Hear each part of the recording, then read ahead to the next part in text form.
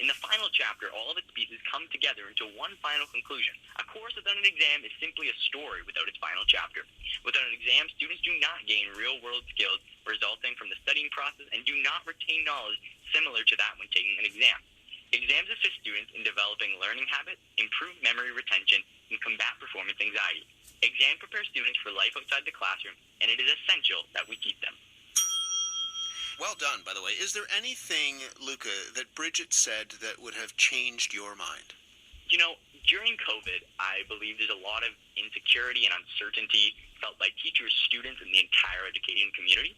So if we were to cancel exams, it would need to be a blanket statement almost internationally, or else we would see discrepancies in grading. Some students would have it, per se, easier than others. Universities would have a very difficult time in selecting successful applicants because some students took an exam, some students did not. But yes, during COVID, there is a lot of stress, and I do believe that there could be alternative ways of testing, such as a culminating task at my school board. Bridget, was there anything that Luca said that altered how you view the exam? I think, unfortunately, most of his argumentation ends up excluding neurodivergent people. And so, when you talk about, retaining knowledge and strengthening memory, well, that doesn't happen with people who are neurodivergent. It also won't happen with people who are stressed about exams. So I don't think that exams are a good way of testing people holistically when a good amount of people are just inherently excluded by the structure of an exam. Having to come on the radio and deliver arguments in a minute and then 30 seconds with a bell dinging in the background is not particularly stress-free. You both have done an excellent job on this. I appreciate you stepping out of school and class to present your arguments. Thank you. Thank you for having us. Thank you. And Bridget, good luck in your exam this afternoon. Thank you. Thanks so much. Bye-bye. Bye-bye. Luca DiPietro is in grade 12 at the Blessed Trinity Catholic Secondary School in Grimsby, Ontario. Bridget Solomon is in grade 12 at Walter Murray Collegiate in Saskatoon. I hate to say it, but chances are that Luca and Bridget have many more exams in their future. Just ask my next guests. They have taken and handed out their fair share over the years. Rochelle Marinowski is an associate professor of education at the University of Lethbridge, and she spent 2 years developing provincial exams for the Alberta Education Department. Joel Westheimer is the Education Research Chair in Democracy and Education at the University of Ottawa. They've been listening in. Good morning to you both. Good morning. Good morning, Matt. Joel Westheimer, we just heard some of the arguments for and against canceling exams. What do you make of this decision by some school boards to drop exams this year in the midst of a pandemic? Well, first of all, Matt, let me say that the great thing about this debate is that both those students are right, and this is the problem with exams. You see, exams serve some students and don't serve others. And that's why they're both right. You see, they're different kinds of students. And there's rarely a one-size-fits-all solution to any educational problem. So exams are going to serve some groups of students well, and other students, they're going to be detrimental. Now, during the pandemic, I think that it's not even a question. There's no question that we need to cancel exams during the pandemic, or at least the traditional forms of exams.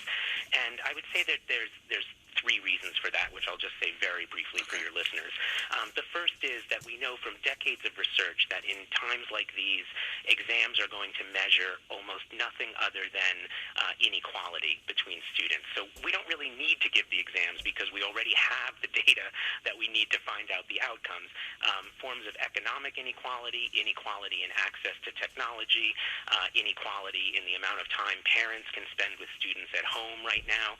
Some students have parents who are emergency responders and so forth. And so that's the primary reason not to give exams during a crisis like this. The second reason is that it will take pressure off students, some of whom are experiencing an undue amount of pressure during this crisis. And the third is that it will take pressure off of teachers, which I feel is very important in this time, because what we want teachers to be focusing on is not making sure that every student has covered every little bit of fact and piece of random information or even logical information, but rather that teachers connect with families and students and help rebuild the relationships and the community that's been lost during this very extended time of social isolation. Rochelle Marinowski, I'm not going to use the bell, but as somebody who has developed exams, What is the point of an exam? It's a great question. Exams measure more than inequality and do measure more than random facts of knowledge.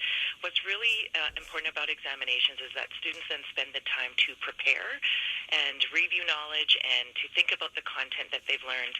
And I take Joel's point about traditional exams.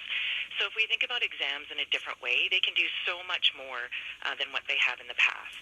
I much prefer an open book kind of exam where students have resources to look at, where I'm asking higher level questions, getting students to connect knowledge, getting them to make conjectures, getting them to think about future ideas and how it connects to future knowledge. That's how I see an exam in this time would work very well. And if we do that, what do we learn? What do the educators learn, and what is assessed in that process? In that process, we really get a good sense of what students are being able to put together in a moment, them being able to access different forms of information. Like I said, in an open book exam, would be great for them to be able to access the internet, access their notes, be able to put ideas together and compile ideas, rather than bringing forward quick facts that are easily testable and easily markable. So that's very different than sort of examining rote facts, memorization, for example. Very much, very different. Joel, if that were to be put in place, would you be more in favor of exams? A better built mousetrap, if you can call it that way? Yeah, absolutely. Yeah. There's Rochelle is absolutely right that there are, of course, better exams and worse exams. Unfortunately, our we could call it testing technology is not at a place right now where we can measure a lot of the things we care about. So, for example, exams are very good at measuring, whether 2 + 2 = 4, whether kids know that, whether they can decode the words of a sentence. They're less good at measuring things like critical thinking, things like whether students are able to be in healthy relationships or be happy and content with the work that they're doing or can follow their passions. And so what ends up happening, because, as human beings, we all love numbers. I love to say this school is doing a 92.5 and this other school is doing a 90, an 89. And so the first school must be better. But what happens is because we can't measure all the things we care about, and we love numbers, we start to care about the things that we can measure. And that's the problem with many exams, even the better ones, which Rochelle is absolutely right. There are better exams, but even those shine a spotlight on a very, very narrow band of what schools hope to accomplish. Now, that doesn't mean that we don't do assessment at all. There are wonderful forms of assessment that are in place in many schools across North America. Just one example is portfolio assessment. Which is what? Like an artist who carries around one of those giant, black portfolios, and they've chosen their best work to put in there and then exhibit those work. Some schools have gone to a model where students choose their best work over the semester or over the month or over the year, and then exhibit them to teachers, to community members, sometimes to other students. And so that way we're getting students to showcase their best work rather than what exams are designed to do, which is kind of to catch you not knowing something. Rochelle, right? is that would that allow us to get a better sense as to how the student is doing? If here's show me your best, and this is what I've done, rather than being in the room with the clock ticking. And yeah, your book might be open, you may have access to the internet, but there's still that looming pressure of this is the exam time, and this is where you're going to be tested. I firmly agree that there are multiple different kinds of assessments that can be done, and I agree that if an exam caters to one kind of a student, a portfolio caters to another kind of student. So I think balance is in order, that we take a look at exams and how those can draw knowledge from students and help them make connections, and how a portfolio can showcase best work. So one thing that I know an exam can do, particularly a multiple choice exam, can help pinpoint misconceptions that students have about a topic if the question is well crafted. It can help me as a teacher understand what I need to do to help support my students, and as a student it can help me understand where my misconceptions lie. Bridget also raised the issue of students who are neurodivergent, for example, students with autism. Do you worry, Rochelle, that exams, just the very nature of exams, put those students at a disadvantage? I don't necessarily agree with that. I agree, though, however, that they do put some students at a disadvantage. Tell me why you don't agree with that. I think that in categorizing different students, that they have different skills and different assets. I imagine that some autistic students would perform really well at exams because they appreciate the structure and they appreciate knowing how to go through something. It is a known structure. It's a known way of working. And other students would really struggle with the stress and the pressure behind it. So I see a balance in kind of either one of those options being possible. Do you see this as an opportunity? I'll ask you both this. I'm going to start with you, Rochelle. Do you see this as an opportunity to rethink? I mean, exams have been in place, it seems like, since time. Is this an opportunity to rethink the place of those, or at least what those exams could look like, to ensure that all students, can do their best in that moment? Absolutely. I think this is an excellent opportunity to do that. And I think many of us, particularly in the post-secondary world that I'm most comfortable with right now, is we are taking a look at alternatives, better ways of assessing, because this has forced us to take a look at our practice and say, wait a minute, this might not be the best thing that we're doing here. What about for you, Joel? Just briefly, again, there's this cliche of build back better. And if we're not going to throw the exam out, can we build the exam to be better? Yeah, Matt, one of the things that I think has been amazing about this pandemic, and I'm an optimist, and Rochelle is obviously also, and so with all the trouble the world is facing right now, I also see a silver lining, which is that everything that was impossible before the pandemic all of a sudden has become possible, right? We saw, just as an example, in the United States, the Bernie Sanders brought up health care for all, and everyone, including Democrats, Republicans, said, it's impossible. You'd need to spend $1 trillion to do that. Well, now the United States is spending $3 trillion. So everything that was impossible before is possible. And what I do see as being possible is rethinking the way we assess students and the way we help students. But here's where Rochelle and I would completely agree on something, which is that it's difficult to have this conversation without talking about what the purpose of the exam is, right? If the purpose is to sort students, for example, I don't want a surgeon any more than the two of you do operating on me who hasn't passed an exam that tests whether they know the parts of the body and everything else, right? On the other hand, so that's one purpose of an exam, whether they get into med school or who gets into University of Toronto and who doesn't. But another purpose of an exam is to help students improve. Now, for example, in Ontario, EQAO testing, neither teachers nor students get the results of the exam. Right. So it's not going to help students improve. So we have to, in another hour when we talk about this next time, Rochelle and you and I could talk about what the purposes of exams are and whether the current exams serve those purposes. We will do that in future. In the meantime, it's great to speak with you both this morning. Thank you. Absolutely, my pleasure. Rochelle Marinowski is an Associate Professor of Education at the University of Lethbridge. Joel Westheimer, University Research Chair in Democracy and Education at the University of Ottawa. We turn this to you.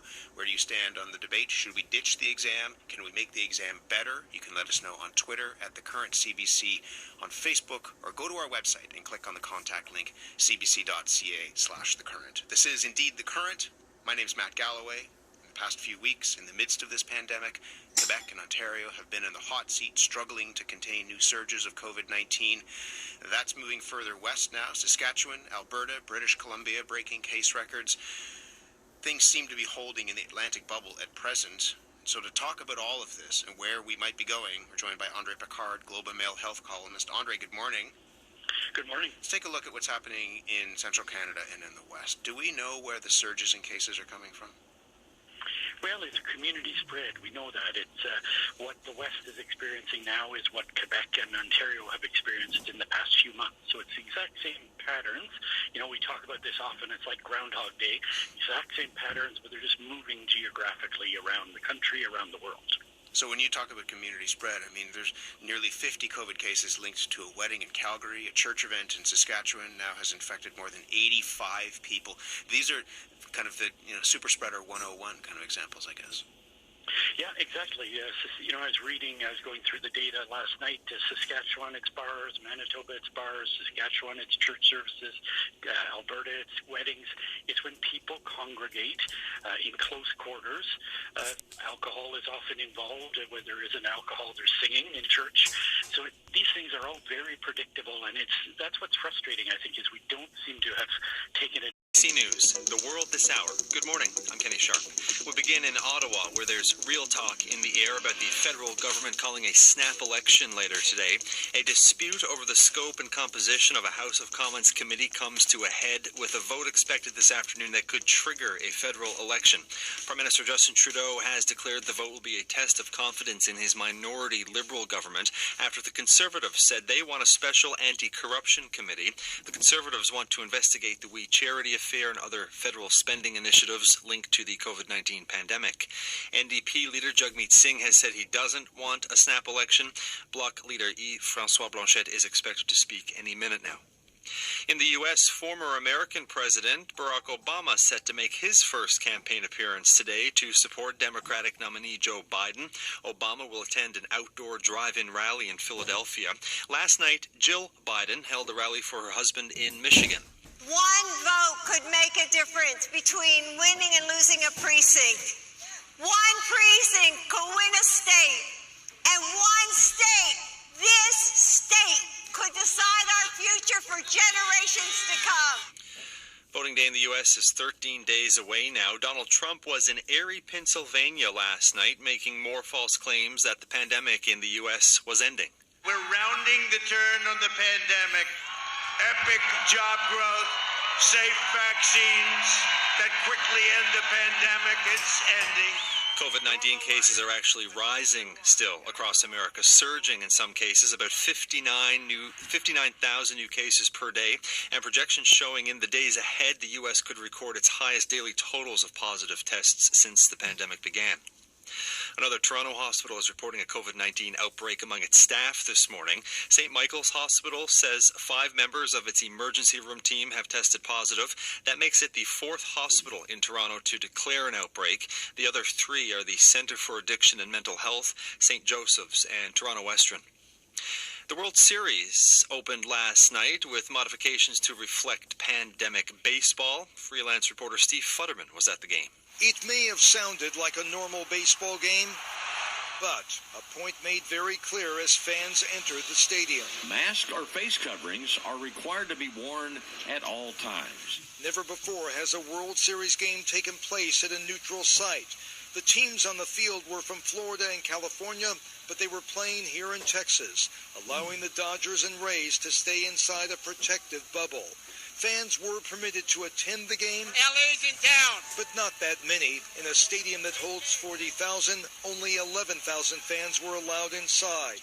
As for the game itself, the LA Dodgers controlled the game almost from start to finish to easily beat Tampa Bay 8-3. Steve Futterman for CBC News at the World Series in Arlington, Texas. Back in Canada's north, some Indigenous artists in Northwest Territories are showing their support for Mi'kmaq fishers in Nova Scotia. Danielle D'Entremont with those details. Every single person needs to stand up and say this is not acceptable. Jerry Sharp spent a good portion of her childhood in Nova Scotia. She is now an artist and advocate based in Yellowknife. And along with other Indigenous artists in the territory, she says she has been horrified by events unfolding in that province. We want to show support. The artists have created a Facebook group where they auction off their art. All proceeds are going to the Sipekne'katik First Nation. Jolene Marr is a member of that First Nation. She is one of the fishers who has been at the federal wharf in Saulniéville since last month. She says the First Nation has been getting support from all over the world. It's really heartwarming. Danielle D'Entremont, CBC News, Yellowknife. Big news out of Tim Hortons this morning. The company saying it's going to end its practice of double cupping its hot drinks starting next month. If your coffee's too hot to handle, you'll be given a recyclable paper sleeve instead. All requests for double cups at Tim Hortons will be denied. That is the World This Hour from CBC News. I'm Kenny Sharp.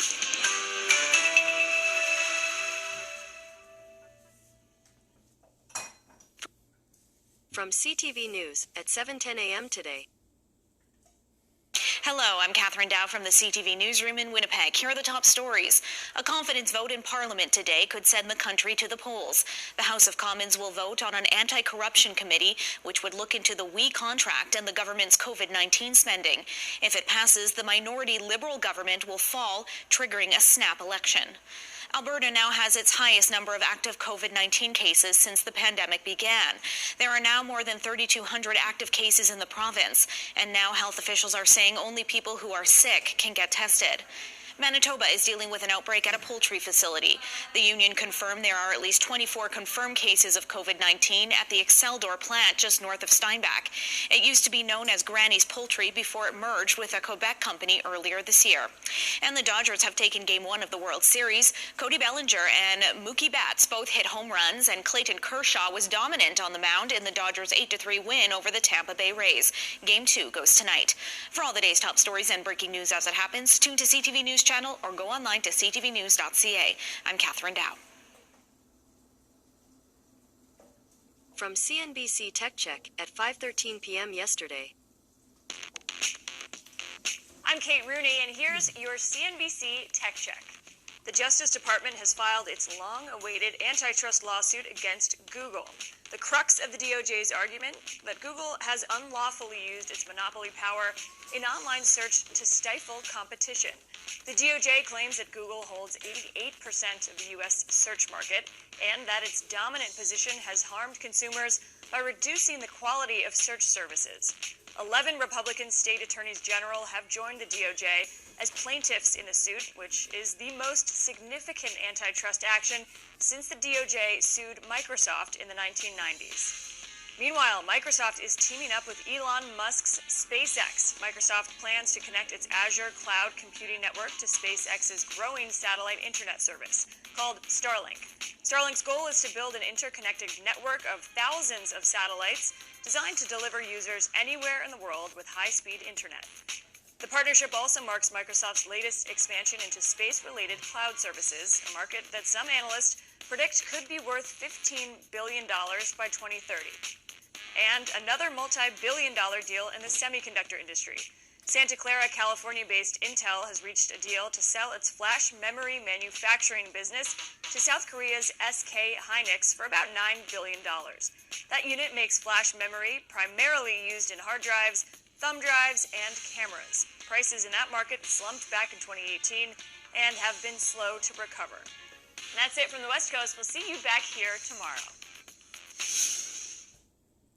From DW News Brief at 5 a.m. today.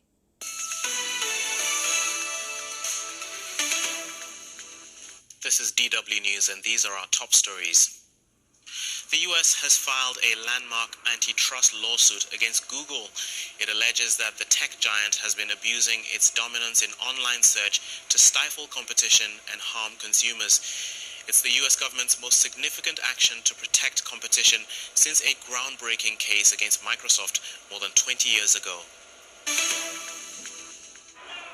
Amnesty International says there is credible evidence that security forces in Nigeria's commercial capital, Lagos, have fatally shot protesters who were demonstrating against police brutality. Witnesses say the shootings occurred in the Lekki district. The violence erupted after thousands of protesters defied a 24-hour curfew imposed Tuesday after attacks on police stations. A NASA spacecraft has landed on an asteroid over 320 million kilometers from Earth. OSIRIS-REx touched down for a few seconds on the surface of the asteroid named Bennu to collect rock and dust samples. If successful, OSIRIS-REx will return with the samples to Earth in 2023. This is DW News from Berlin. Follow us on Twitter and Instagram at DW News or visit our website dw.com.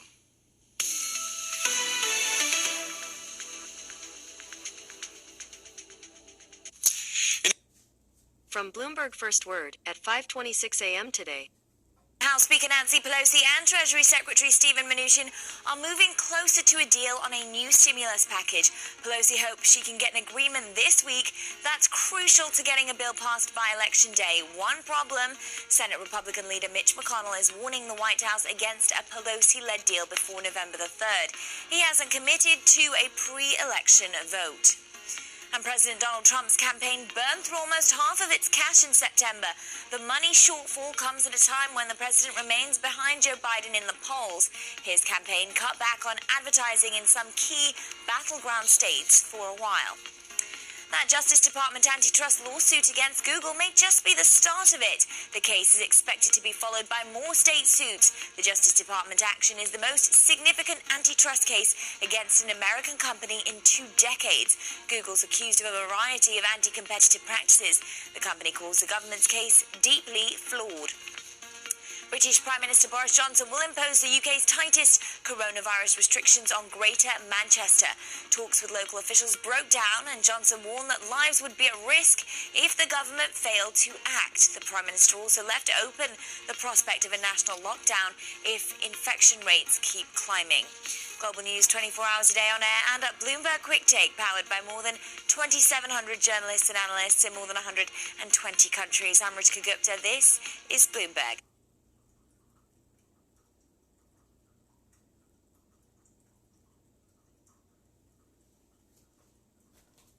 Let's do a podcast. I'll be right back. This episode's called Block the Vote. We are 2 weeks to the day away from the 2020 election in the United States, but something like 30 million Americans have already voted by mail, according to a CNN survey. That represents about a fifth of the total vote in the 2016 presidential election. It's impressive, it's inspiring, and people are out there doing everything they can to impede it. Just last night, the Supreme Court had to get involved to weigh in on Pennsylvania's voting deadlines, a question about whether mail-in ballots should still be counted after Election Day. The justices were deadlocked 4-4, which means the lower court's ruling will stand, which means, yes, they will continue to count ballots in Pennsylvania for 3 days after the election, which is somehow a political controversy. But wait, there's more. My name is Holly Otterbein. I'm a reporter for Politico covering the 2020 election, and I'm here based in Philadelphia in the great battleground state of Pennsylvania. Yeah, and how's the battle going right now? It's a battleground. We have, Biden and Trump visiting every other day, surrogates flying in here all the time. It's very hotly contested. It's considered the tipping point state in the entire electoral college. And people are already voting this time around, yeah? Yeah, that's absolutely right. This is actually the first year that Pennsylvania has no excuse mail voting. So people are already requesting their mail ballots, they're turning them in, and they're also going to what is informally known as early voting sites or satellite election offices where they can cast their mail ballots there. So since people are already voting and this is irregular for the state of Pennsylvania, what are the major issues regarding voting thus far? So briefly, one issue is concern that mail-in votes are not going to be counted until Election Day. By law in Pennsylvania, you cannot start counting those votes until the morning of Election Day. In other states, you can start days in advance. Here, you can't, and that's going to cause potentially some issues. Another potential problem is mail ballots being rejected. Usually with machine votes, very few of those are ever rejected, but mail ballots are rejected at higher rates, and that could affect Democrats more than Republicans for reasons we can get into later. And then lastly, a pretty high number of mail-in ballot applications are being denied as well, and that's also causing some concern here.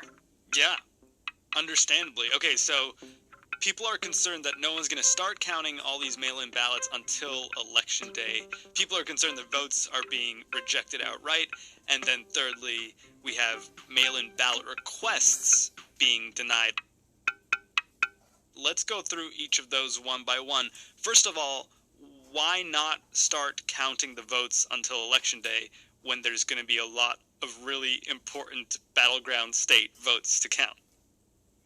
So Democrats would like to do that. Governor Wolf wanted to get the count started 3 weeks in advance. And the governor's a Democrat, just to be clear? He is. Yep, Democratic Governor Tom Wolf.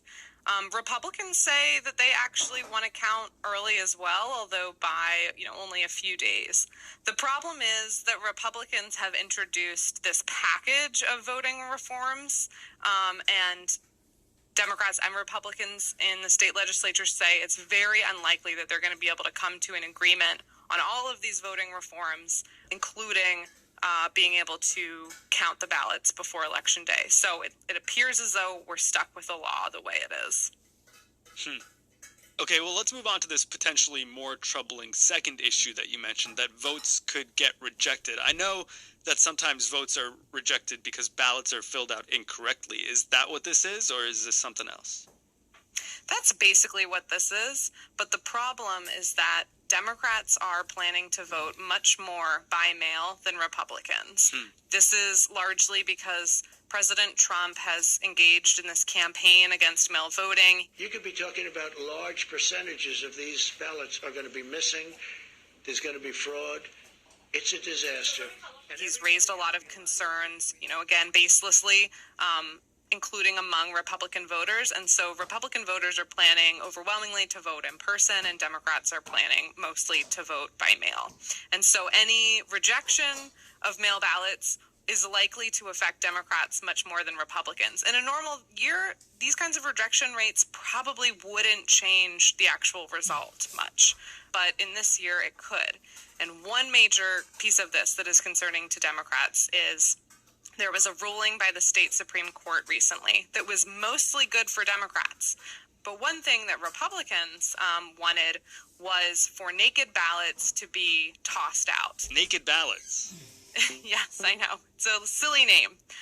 In Pennsylvania, by law, when you mail in a mail-in ballot, it needs to be in 2 envelopes. So your ballot goes in one envelope called the secrecy envelope, and then that goes in a more general envelope. If your mail ballot doesn't have a secrecy envelope, that's considered a naked ballot, and per the state Supreme Court, you got to toss that ballot out. It doesn't count. Before this ruling, many municipalities, including Philadelphia, counted ballots that were quote-unquote naked ballots. There was guidance to do so. Now, because of this state Supreme Court ruling, you can't. And so one election official in Philadelphia, actually the top election official here, estimated that as many as 100,000 ballots could be tossed because of this rule alone. So that is obviously very concerning to Democrats because so many of their voters are planning to vote by mail. There's a concern that because this is the first year in Pennsylvania that we've had no excuse mail voting, there's a lot of voters who don't know exactly how it works. Democrats also tend to have younger voters that oftentimes maybe don't know what the rules are in the same way that older voters do who have been doing this forever. And one thing that Democrats, though, have done is really tried to build an education campaign to prevent, 100,000 ballots from getting tossed out. And so we've seen a massive campaign from, the Department of State here in Pennsylvania has a campaign online trying to educate voters about what they need to do in terms of their secrecy ballots. You have the Biden campaign, you have the DNC putting stuff out. There were PSAs from celebrities on social media. Oh, I saw that video. I'm naked. I'm completely butt-ass naked. I'm naked. I'm like naked. There isn't a man behind me. These are my hands. Why you want me to be naked? And then, Sacha Baron Cohen was in there as Borat, but not naked. But he was, totally dressed, yes. I'm here to talk to you about voting. Did you know that ballots could be naked? And if you don't do exactly what I tell you, your ballot could get thrown out. America needs you. And then actually elected officials did a similar sort of skit. Oh, no. Yeah, I know. Did they get naked too? They did. Oh. Yeah. I know. And just to take the fun and laughter and games out of this, Holly, 100,000 ballots might be thrown out. How many votes did Donald Trump win Pennsylvania by in 2016? That's a great question. Only 44,000. That was less than 1 percentage point. And so 100,000 votes, that's more than twice that amount. It could definitely swing an election. And there's still one issue left, which is that some mail-in ballot requests have just been straight up denied? Yeah, so I'm going to tell you a scary statistic, and then I'm going to dial it back. Okay. 1 out of every 5 requests for a mail-in ballot are being rejected in Pennsylvania. 20% right now are being rejected. Yeah, 370,000 mail ballot applications that have been rejected. What? Okay, that sounds really terrible. Here's the thing that makes it less scary. More than 90% of those are duplicates. So they're people asking for mail ballots twice or 3 times or 4 times. Oh. So the real problem here, though, is that that's just putting a ton of stress on the system that is trying to implement widespread mail voting for the first time ever in a general election. These election offices are already super bogged down. They're getting calls all the time. This is leading to things like busy lines, right? When voters already have tons of questions. It's just overwhelming the system at a time that it really doesn't need that. Do people feel like Pennsylvania in 2020 might end up looking something like Florida in 2000? Unfortunately, that's a comparison that I've heard more times than I would have ever liked to in my entire life. You hear that from elected officials, from election officials, and from voters.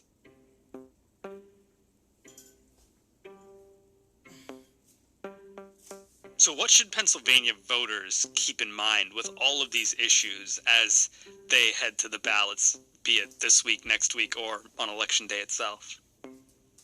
I would say that election officials say that your vote is secure. And don't panic. As long as you follow the rules, whether you're voting by mail or in person, your vote will be counted. Holly, thank you. All the best in the next 2 weeks, and maybe we'll be in touch come Election Day. Thanks so much for having me on. That was Holly Otterbein. She's with Politico. You can find her reporting at Politico.com. Quick break, then we'll talk about the efforts to block the vote everywhere else in the country. I'm Sean Rameswaram. It's Today Explained.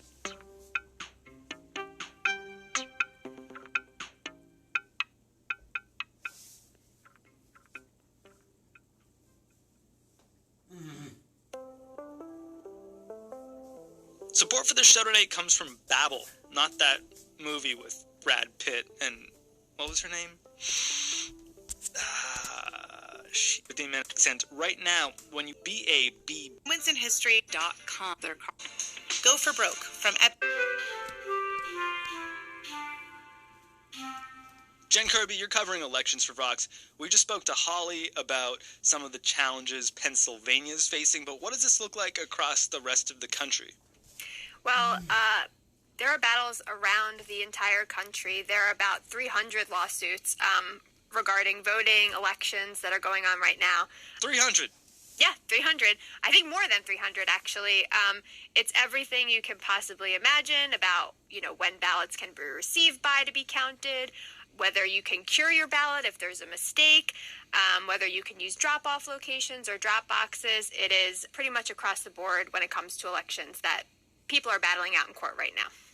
I imagine if we tried to talk about all 300-odd lawsuits, we'd be here until after the election. But is there some through line? Does the sort of broad view of these lawsuits tell us anything about this election?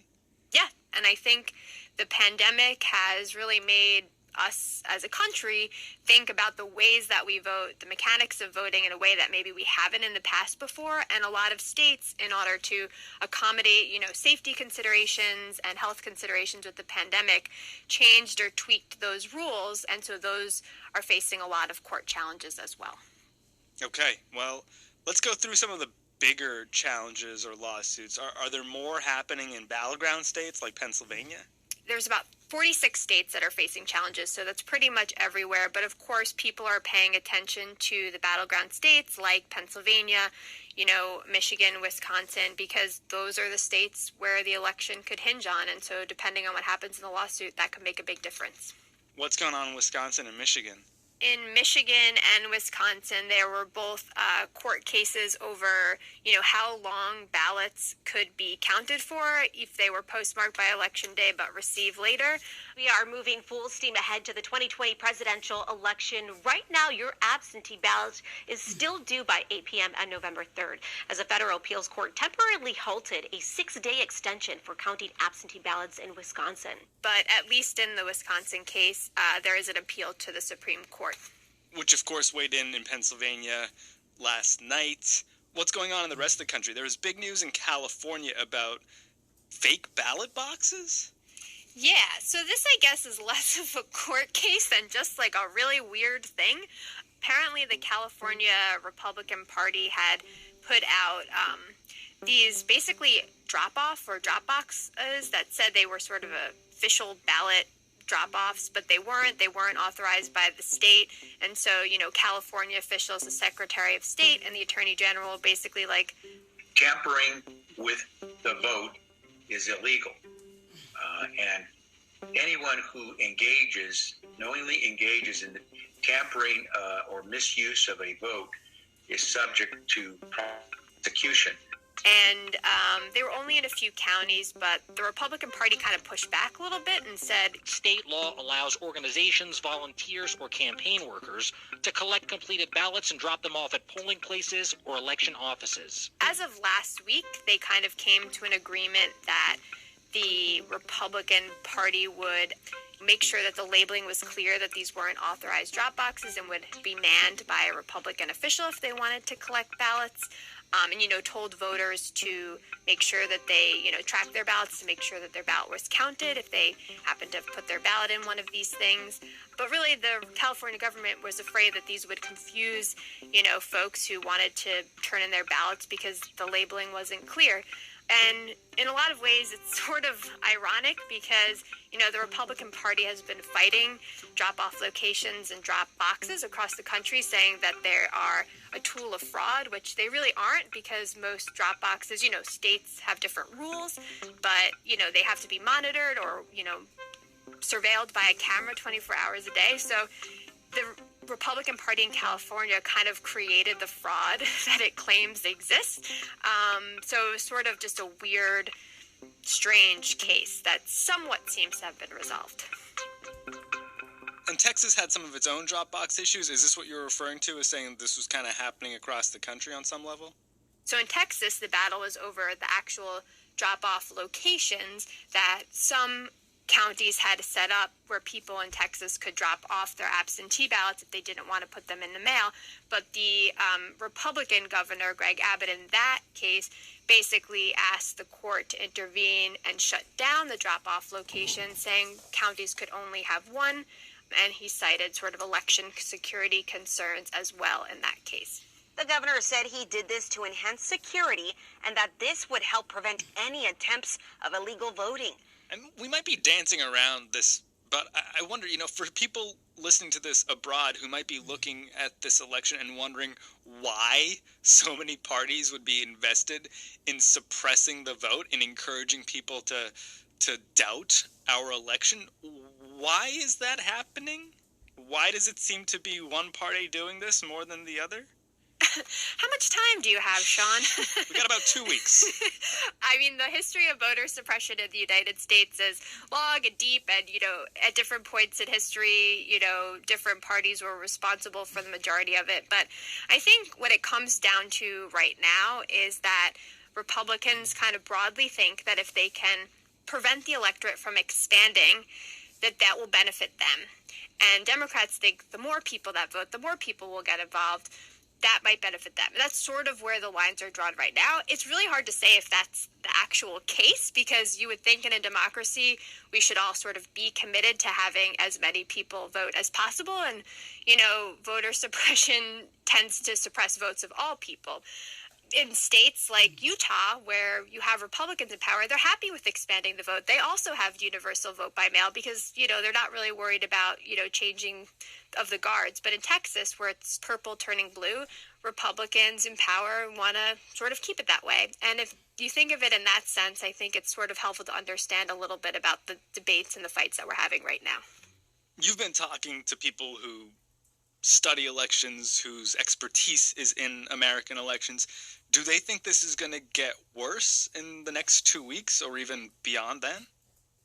If you want to think on a little bit of a positive note, a lot of, folks that I've talked to who study voting and election law actually say it's a little bit better that we're litigating all of these election rules now rather than after the fact. Even though people are voting and things are unsettled and that can be confusing, it's much better to be doing this before November 3rd than after November 3rd.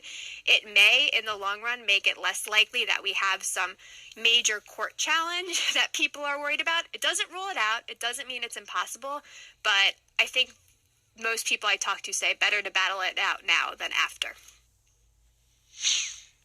Fingers crossed. Yeah. Early voting has started in a lot of states.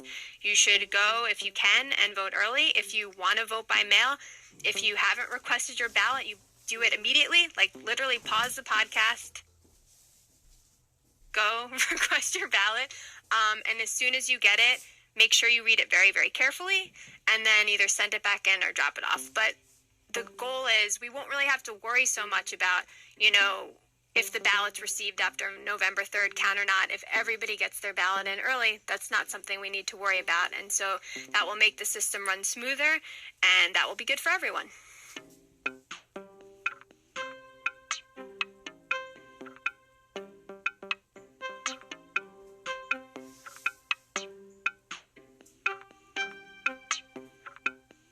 Jen Kirby, she's writing all about the election at Vox.com, and at Vox.com/vote, you can find all the good information you need about how to vote all over these United States. Again, that is Vox.com/vote. This is Sam Dolnick. I'm an assistant managing editor at the New York Times. Our newsroom has been empty since March, but we've been busier than ever before. The pandemic has changed how we work, but it hasn't changed what we do. This is why we became journalists, to bring... From Bloomberg First Word at 5:20. There it goes. That's going to be it.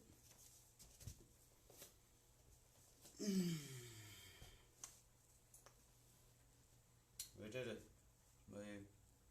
We listened to the news, the podcast, and we did Today Explained. We did it all while high. All we need now is an affirmation. To help my brother get a job in recruiting, or not to help my brother get a job in recruiting? Noodle, don't noodle. You're too worried about what was and not what will be. However, there's a saying, yesterday's history, tomorrow's a mystery, but today is a gift. That is why they call it a present. Guys, thank you so much for joining. I really appreciate y'all's support. If there's a podcast that you want to listen to, send it my way, and perhaps we'll play it on the show. I hope to see y'all next time. Have a good day, and I'll talk to you later.